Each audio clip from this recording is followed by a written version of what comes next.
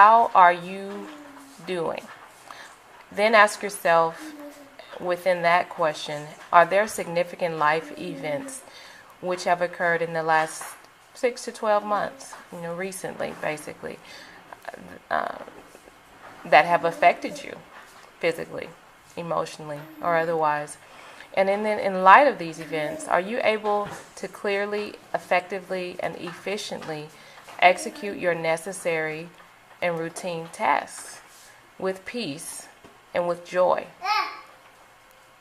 Be honest. And if their answer is no, then you want to pray and see, what do I need to do? Because there are lots of things that we want to do, lots of things that we are called to do, lots of commitments that we have committed to, whether it is staying home and children going to school, whether it is homeschooling and your desire is to do that until, through from kindergarten through high school, or for whatever point you started until high school. And I think that is great.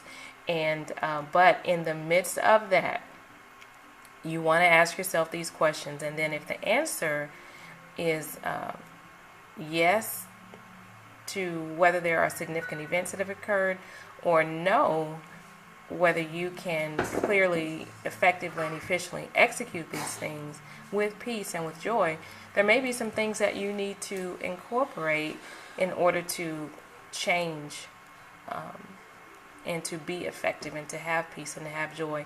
Whether it is having breaks from time to time, whether it's, a weekend break where you have to go away, or, a break, a month break from homeschooling, or just a break where you need to have the kids to be in childcare or stay with a relative for a couple of evenings a week, so that you can just get yourself physically, emotionally, spiritually back to the place that you need to be with the Lord.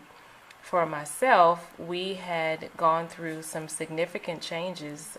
We had 3 miscarriages in a row, and then the birth of our 5th child, a lot of things going on with my husband's health and my son's health.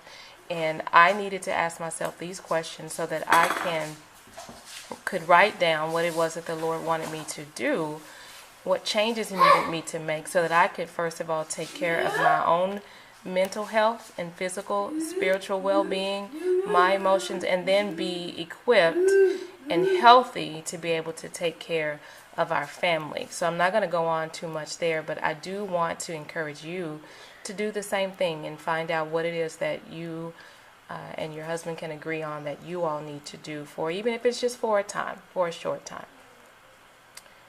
And then, are there any areas which require additional skills you don't currently have, or those which require additional time that you don't have?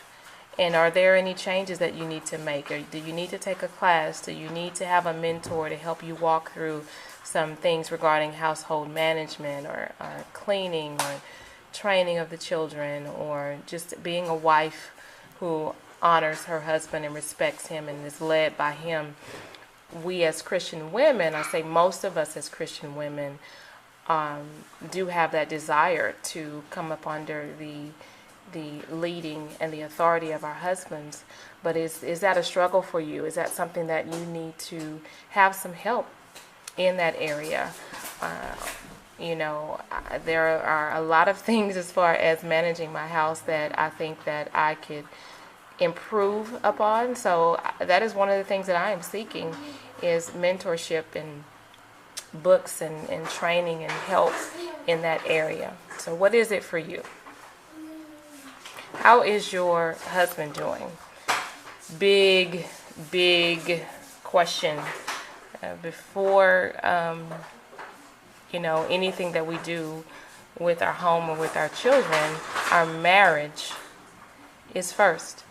And so we need, as wives, to periodically take time and ask Him, give time to it. If it's, an evening, sometimes you need to take a week or a few weeks and journal.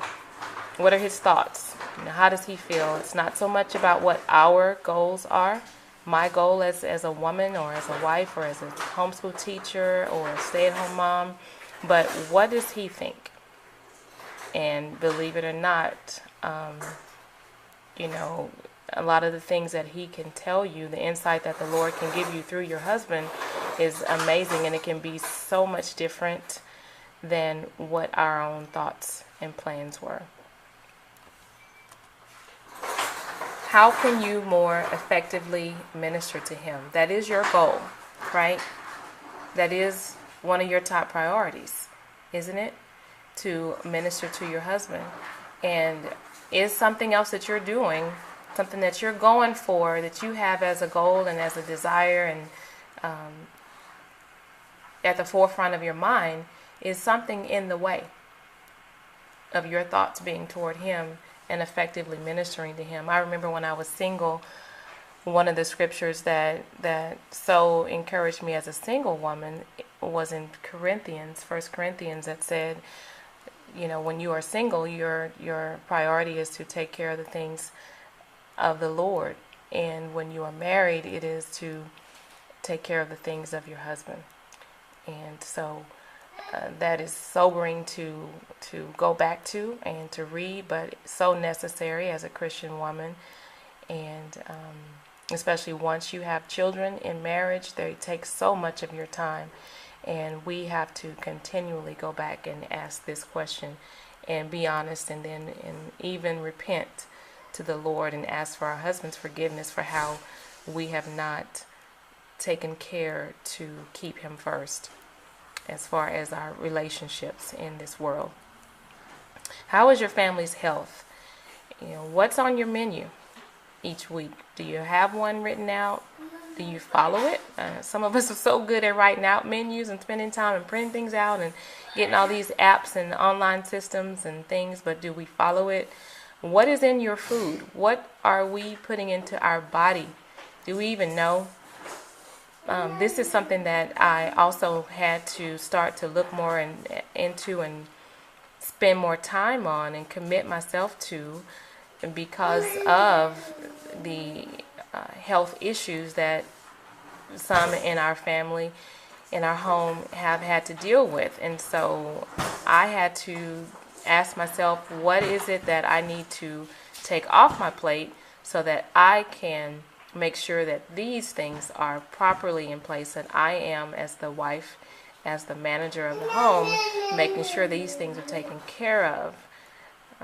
Because, you know, as many of us know, what we put into our bodies determines a lot how well we are going to be able to fight off disease, and how we can prevent disease, how we can even reverse many diseases. So this is a high priority. Ask these questions of yourself.